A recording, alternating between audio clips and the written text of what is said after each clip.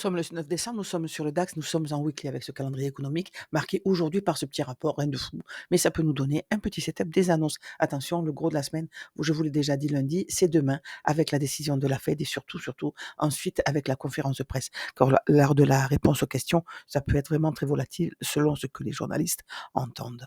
Donc cette bougie weekly est toujours une bougie interne. Nous n'avons pris ni le haut ni le bas de la semaine précédente.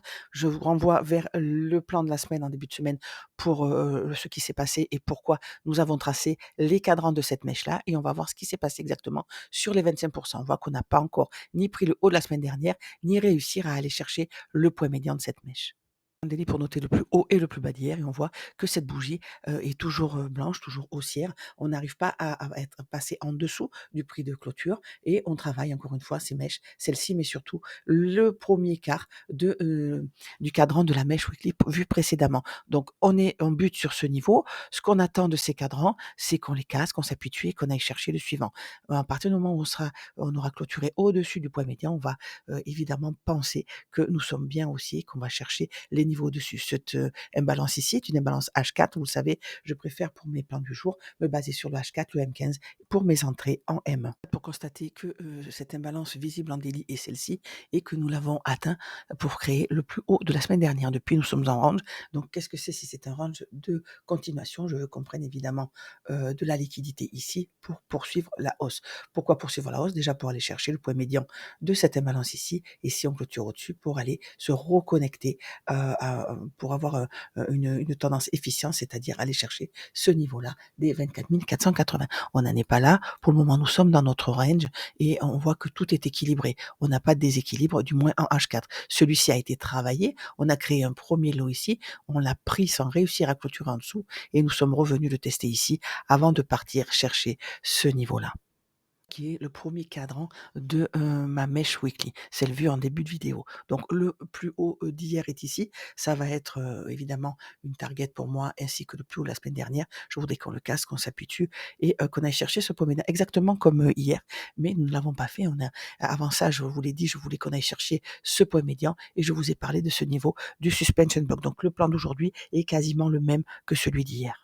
15 avec les imbalances H4 au-dessus et en dessous de moi avec ici, quand on a créé ce dernier haut, lors de la jambe haussière, vous voyez qu'on a choche à la baisse ici. Donc j'ai assez bon espoir qu'on aille chercher ce suspension block en bas et au moins le plus bas d'hier. Pourquoi? Parce que nous avons ici une latéralisation avec des hauts de plus en plus bas et des bas de plus en plus bas. Donc là, on a été chercher cet inducement ici. On n'a pas réussi pour le moment à casser à la hausse. On va voir si cette impulsion peut le faire ou bien si elle ne sert qu'à repasser en premium de la dernière jambe qui est ici. On voit que là, tout est équilibré. Quand on a pris cette liquidité, on a créé ce lot. Donc, je ne l'ai pas retracé, hein, puisqu'on l'a cassé à la baisse et il correspond à mes 25%. Donc, ce que je voudrais, moi, c'est que ce niveau-là tienne pour confirmer qu'on a bien une tendance baissière, des niveaux en dessous avant d'aller chercher nos niveaux au-dessus. Ce n'est pas encore le cas. En M15, nous sommes repassés haussier puisqu'on a pris cette petite liquidité sous la forme du plus bas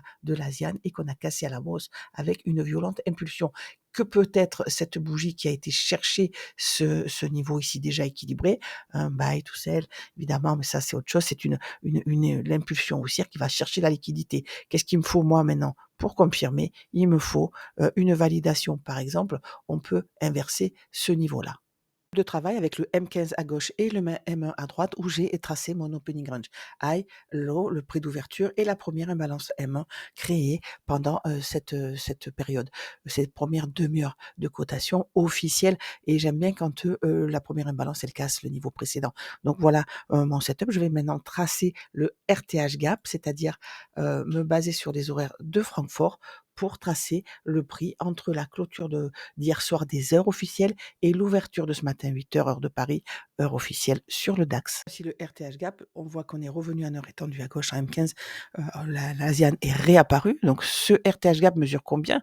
Eh ben, de son plus bas à son plus haut, on est sur 47 points. Donc c'est un petit peu bas, en dessous de 75 points, on se doute bien que la matinée au moins va être compliquée à haute résistance. Donc on va aller travailler comme ça souvent en range avec, des prises de liquidité assez, fréquentes. Donc attention, cette matinée, si vous y travaillez, tenez compte de la petitesse de ce RTH gap qui nous dit voilà, en dessous de 75 points, il y a de la résistance, ça va être compliqué, ça va pas être normalement une matinée au moins jusqu'à 10:00, avec une impulsion. Donc ce RTH gap, on pense le retracer, aujourd'hui et puis si possible ce matin. Pourquoi? Parce qu'il est tout petit, jusqu'à 120 entre 75 et 120 points, on a toute la journée pour le retracer et au-delà, en général, on y revient, mais plus tard, on ne le ferme maximum que sur son point médian avant de continuer la tendance. Pour ce matin, on a ici nos 2 premières macros, celles qui m'intéressent. À 8h30, je vais noter où est mon prix. Donc actuellement, il est au-dessus de l'opening, de minuit. Le prix est donc minuit heure de New York et que nous fait le prix? Il travaille au-dessus, de notre opening range. Donc ça me plaît bien parce que très souvent, le prix fait une fausse course au-dessus, de l'opening range et puis ensuite casse à la baisse, il va chercher les niveaux en dessous. Quand le premier mouvement est à la baisse, très souvent, c'est la fausse course vers la baisse et le prix va chercher nos niveaux. Donc, on a pris la liquidité ici, hein, je vous rappelle, à droite à là, sous la forme du plus bas de notre Asian, avant de partir, de casser ce niveau avec une imbalance. Donc, on a créé ce plus haut pour l'instant. Vous le savez, ce n'est pas l'heure où je rentre en position en ce moment. Avec la grosse volatilité, j'attends vraiment l'impulsion de 9 heures avec un setup à ce moment-là. Mais là, on a créé un haut plus haut et on a cassé cette liquidité. Donc, qu'est-ce que je m'attends à ce que le prix fasse? Je m'attends à ce qu'on aille travailler au moins le point médian ici de cette imbalance M15 et après le prix nous dira voilà, est-ce que c'est le moment de traverser ou pas encore? Est-ce que je remonte prendre encore une fois cette liquidité? Évidemment que le prix peut le faire. Pourquoi? Parce qu'on a pris cette liquidité, on a cassé celle-ci, mais voyez, on a une inversion. Donc pour le shorter maintenant, il faudrait que j'ai une autre prise de liquidité ici en M1 avec évidemment un petit choc un peu comme on a eu ici, hein, quand on a cassé ce niveau-là.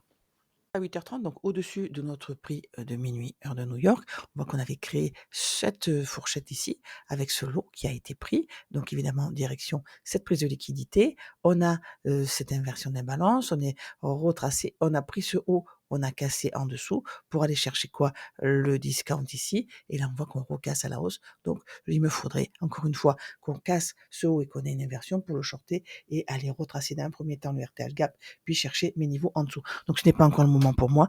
Je suis toujours au tiers. Si je devais faire quelque chose maintenant, ça serait un achat en direction d'un premier temps de ce niveau des 24 119. Donc ce n'est pas encore l'heure pour moi. Il est 8h42 ici dans le sud et j'attends l'ouverture de 9 heures avec ma prise de liquidité, mon impulsion et voir si je peux avoir une impulsion à la hausse pour le vendre ou une impulsion à la baisse. Évidemment, pour l'acheter, je vous retrouve sur le Discord.